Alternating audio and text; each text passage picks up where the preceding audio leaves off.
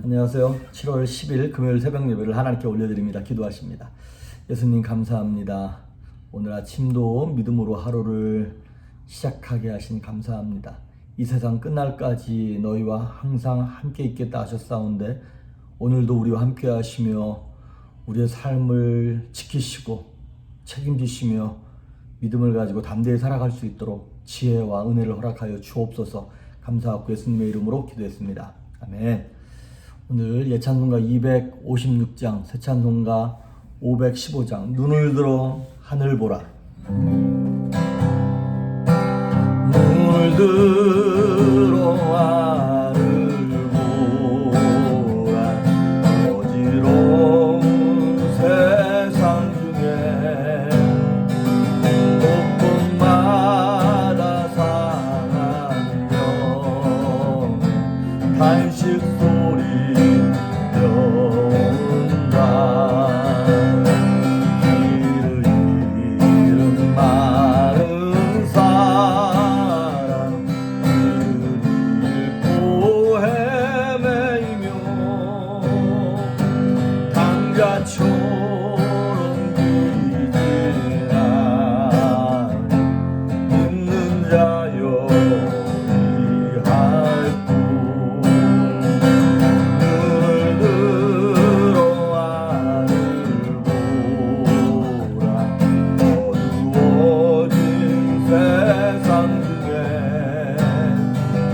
외치는 자만 것만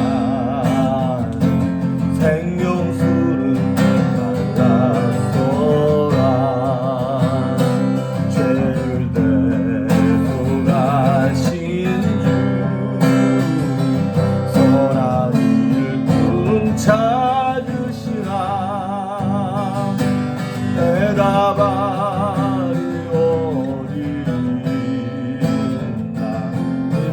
자여 우리할구. 눈을 들어 하늘 보라. 살아계신 주 하나님, 약한 자를 부르시어 하늘 뜻을 전하셨다.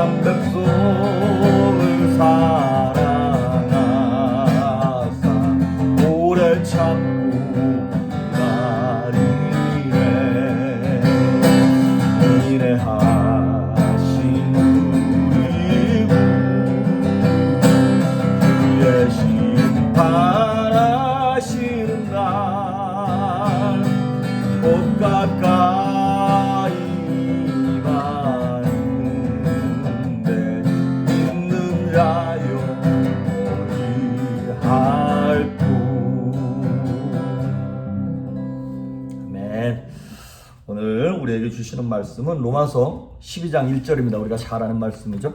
어제 내드린 숙제는 로마서 전체였습니다. 1장부터 16장까지. 오늘 내드릴 숙제는 고린도전서입니다. 고린도전서 1장부터 16장 마지막 장까지 다 읽으시는 겁니다. 자, 오늘 본문의 말씀 로마서 12장 1장 1절. 그러므로 형제들아, 내가 하나님의 모든 자비하심으로 너희를 권하노니 너희 몸을 하나님이 기뻐하시는 거룩한 산 제물로 드리라. 이는 너희가 드릴 영적 예배니라. 너희가 드릴 영적 예배. 오늘 제가 말씀의 제목을 온라인 예배로 영적 예배가 가능한가? 라고 하는 좀 독특한 제목을 잡아봤습니다. 사실 어제 설교한 것도 마찬가지고 오늘 설교하는 것도 마찬가지고 이 이제 코비드 19으로 인한 이후의 모습들과 교회가 어떤가에 대해서 저도 알지 못하는, 사실 저도 해답이 없는 거를 가지고 지금 이렇게 말씀을 좀 들고 나왔어요. 같이 좀 고민을, 성도님들이랑 같이 좀 고민을 해보려고요. 우리가 흔히 역사를 BC와 AD로 나누지 않습니까? Before Christ, Anno Domini라고 하는. 근데 그거를 요즘에 우스갯소리로 Before Corona라고 이렇게 얘기하더라고요. 확실히 이 코로나 이전과 이후에 우리의 삶이 달라지고 신앙생활의 모습도 달라지고 교회도 달라질 게 100% 확실합니다. 그래서 이전으로 이제는 돌아갈 수 없어요. 그래서 그런 말을 쓰더라고요. New Normal. 이제 새로운 기준이 생겨야 한다는 거예요. 그걸 우리가 지금 만들어가고 있고 아직까지는 뭐가 기준인지 잘 모르겠어요. 하나님의 말씀을 이 텍스트를 가지고 삶의 현장 가운데 콘텍스트에 맞게 끼워 넣어서 그걸 해석을 해야 되잖아요. 그렇게 그걸 살아봐야 되고 이것이 가능한지 안 한지를 우리가 삶으로 테스트를 해봐야 한다는 것입니다. 하나님의 말씀을 우리 삶 가운데 적용시켜서 이것이 정말 영적 예배가 가능한가를 우리가 실험해야 한다는 것이죠. 우리가 이제 이 코로나 바이러스로 인해서 현장에서 함께 모여 예배드리지 못하는 지 벌써 넉 달째 돼가고 있습니다. 성전 예배를 대신해서 온라인 예배가 이게 진짜 예배냐? 온라인으로 이게 계속 이렇게 됐을 경우에 이렇게 해서도 사람들이 구원받고 이렇게 해서라도 이게 성도의 모습이냐라고 하는 그 고민을 많은 성도님들과 신학자들과 목사님들이 하고 계십니다. 그래서 많은 분들이 이제 그 보수적인 신앙을 갖고 계신 우리 성도님들이 아니 전쟁통에서도 우리가 예배를 드렸고 일제시대 때도 그렇게 목숨을 걸고 지켰고 순교를 각오하면서 지켜온 주일 예배, 현장 예배 이런 거 이것인데 이깟 바이러스 하나 때문에 우리가 이거를 포기해야 되냐? 응? 이건 신앙의 타락이 아니냐? 이렇게 말씀하시는 분들도 계십니다. 뭔지는 잘 모르겠습니다만 확실한 거 하나는 뭐냐면 사실 마지막 때 예수님 다시 오실 때에 나타날 현상 중에 하나가 맞긴 맞습니다. 현장에서 함께 예배드리지 못하게 하는. 그런데 제 생각에는 이것이 지금 이 바이러스로 인해서 교회를 죽이려고 하는 마귀가 이거를 사용하는 거가 맞긴 맞지만 아직까지는 이것으로 인해서 교회가 핍박을 받는 그런 확실한 증거다 이렇게 말하기는 아직 이른 것 같다는 생각이 들어요. 핍박의 시초가 될 것이냐 이렇게 해석을 하기에는 좀 더 명확한 다른 증거가 있어야 될 것 같습니다. 마귀가 이걸 이용할 수는 있어요. 근데 이것은 마귀가 우리를 핍박하는 거기 때문에 지금 목숨을 걸고 바이러스가 퍼져도 현장에 가서 예배를 드려야 된다 이렇게 해석하는 건 너무 과하다라고 하는 것이죠. 옛날에 종교개혁을 일으켰던 마르틴 루터가 이렇게 얘기했어요.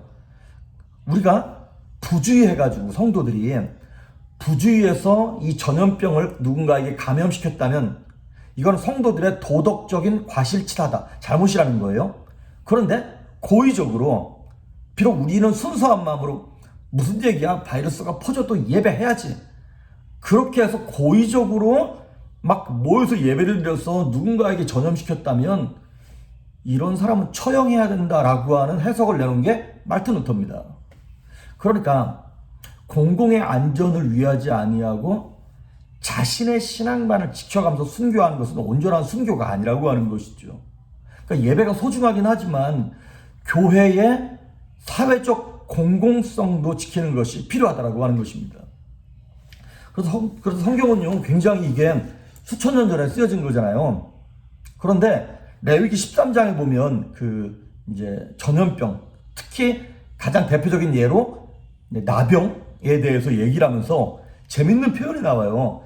레위기 13장 4절과 5절에 보면 그 나병 환자를, 문둥병 환자를 일주일 동안 격리시켜요. 그리고 다시 봐서 또 일주일을 격리시킵니다. 요즘에 우리 코비드 바이러스 이거 자가격리 14일 시키잖아요. 성경은 어쩜 그렇게 정확한지 그 수천 년 전에 14일 동안 격리하게 해가지고 나병인지 아닌지를 확인하게 했다는 거예요. 그리고 레위기 13장 45절에 보면 나병 환자들은 이게 말을 할 때 자기의 윗입술을 가리게 돼 있어요. 입술을 가리게. 그러니까 지금의 마스크의 개념 같은 것들을 그 옛날에 성경에서 얘기하고 있었다니까요. 참 신기해요. 어쨌든 이제 특히 한국도 마찬가지고 이제 미국 캘리포니아도 마찬가지고 막 찬양을 뭐 소리내서 막 크게 하지 말고 막 이런 거 하잖아요. 특히 며칠 전에 보니까 한국 같은 경우도 뭐 소그룹 무비나 이런 거를 이제 이렇게 모이지 말라고 정부에서 그런 권고가 나왔더라고요. 사실 그런 건 좀 아쉽긴 해요. 마치 정부가 교회가 마치 바이러스의 온상인 양 교회만 그렇게 주의를 주는 것은 부당한 일이긴 합니다. 근데 이거를 정부랑 맞서서 막 싸워서까지 해야 될 일인가? 그거는 모르겠어요. 그건 그렇게 하실 분들은 하시고, 이거는 뭐냐면 교회가 사람을 키워야 돼요. 사람을 키워서 어떤 정부나 조직이나 이런 데 넣어서 교회만 이런 일이 떨어진 것에 대해서 우리가 부당하다고 여기고 있잖아요, 사실은. 근데 이거는 뭐 데모를 해서 싸워가지고 바꿀 것이 아니라는 것이죠. 이런 모습이 나타나면 나타날수록 안 믿는 사람들의 눈에는 교회가 마치 사회의 공공성과 거꾸로 가는 싸우는 모습처럼 보이기 때문에 참 전도의 문이 더 어려워지는 그런 현상이기도 하다라고 하는 것이죠. 그래서 이제 누굽니까? 누군가 신학자도 마찬가지고 이 목사님들이 이렇게 얘기하더라고요. 이 기회를 통해서 다른 사람을 향하여서는, 이웃을 향하여서는 어떻게 대할 것인가라고 하는, 어떻게 섬길 것인가라고 하는 그 개념으로 다가서고, 우리 개인들 나를 향하여서는 why, 내가 지금 왜 이러고 있는가를 그렇게 생각하자라고 하는 것이죠. 그래서 내가 지금 왜 현장 예배를 강행하려고 하는가, 내가 지금 왜 이렇게 행동하는가에 대해서 하나님이 교회를 향하여, 나를 향하여 어떤 뜻을 갖고 계신가를 분별하는 지혜가 필요한 그 기회로 삼자라고 하는 것입니다. 한 가지 이제 예를 들자면, 수천 년 전에 약 지금부터 2700년 전에 이스라엘이 다 망합니다. 그 바벨론에서 멸망당함으로 말미암아 하나님의 선민이었던 이스라엘 백성들이 바벨론에 끌려가죠. 자, 바벨론에 끌려가서 예배할 수 있었나요? 없었습니다. 이스라엘 백성들은 1년에 3번, 그리고 어떤 행사가 있을 때마다 예루살렘 성전에 모여서 예배했어요. 거기서 소를 잡고 양을 잡았어요. 그런데 바벨론 포로로 끌려가서는 예배할 수 없었습니다. 양과 소 잡을 수 있었나요? 없었습니다. 그래서 어떻게 했냐? 바벨론 강가에 모여서 거기서 울면서 하나님께 기도했어요.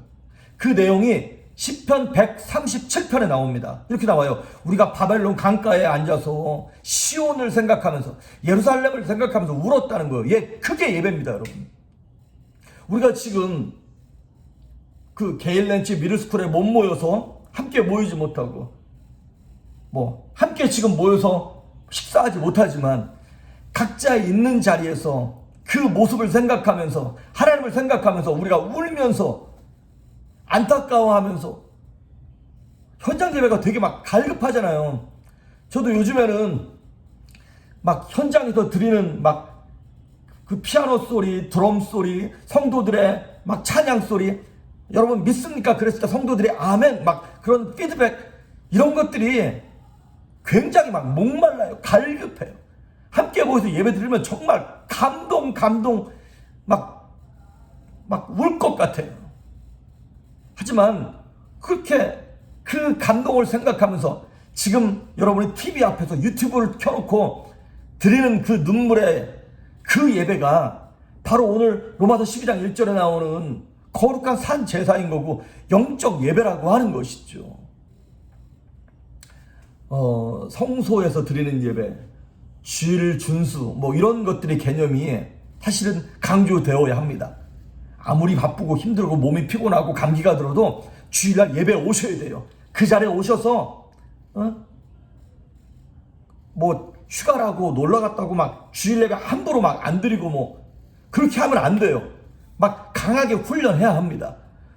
믿음의 선배들이 목숨을 걸고 현장 예배를 지킨 것들 우리도 따라가야 합니다. 그리고 여러분, 현장에서의 예배 드리는 감동이 달라요. 온라인으로 드리는 예배와 우리 다 함께 모여서 300명 막 모여서 드리는 예배 감동이 다르잖아요.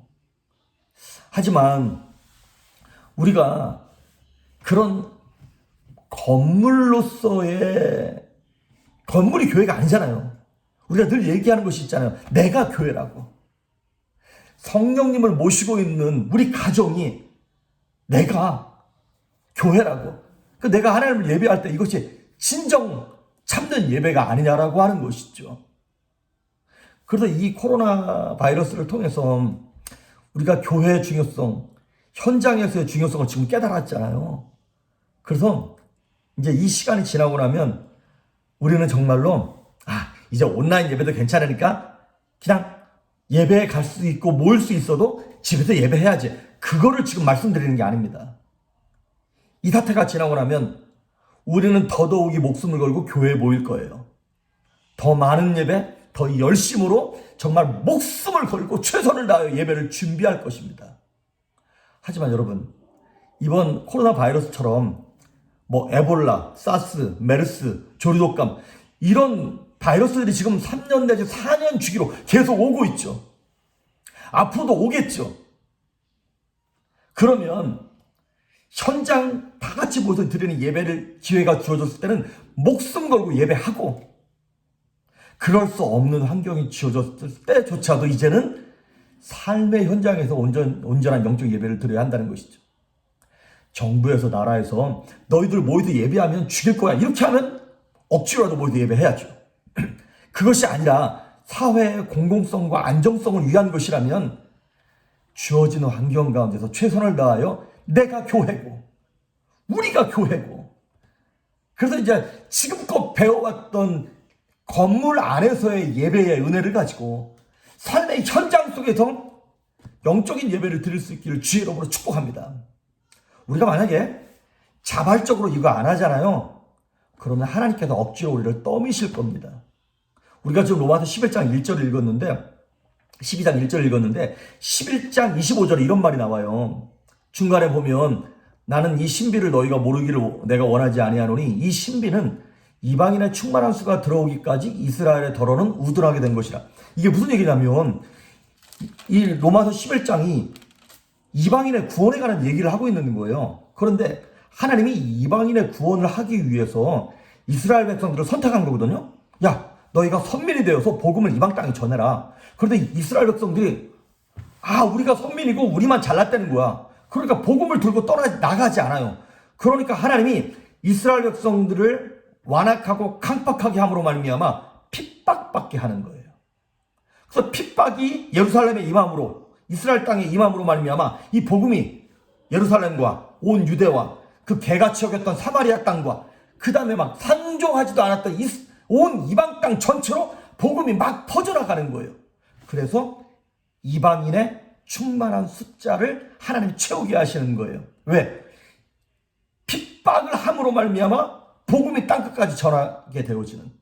그러니까 우리가 자발적으로 이 코로나 사태를 통해서 우리가 각자가 산 제물이 되어지고 각자 영적 예배를 드리는 것에 훈련되어지지 않으면 우리는 떠밀려서 억지로 예배할 수 없고 혼자 예배할 수밖에 없는 상황에 떠밀리게 될 것입니다. 바라기는 일단 이 코로나 바이러스로 인해서 다 함께 모여 예배드리는 예배 공동체가 얼마나 소중한가를, 그것이 얼마나 복인가를 우리 다시 한번 생각해 봅시다.